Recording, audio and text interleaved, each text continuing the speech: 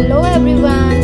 Today we will learn number 15. 15 apples. 15 fishes.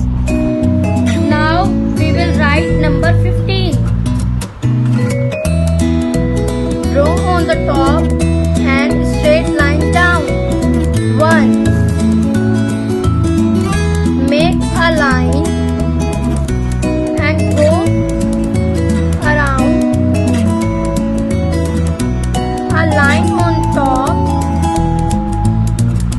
and then you stop. 5. 1, 5, 15.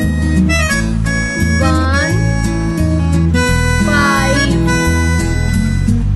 15.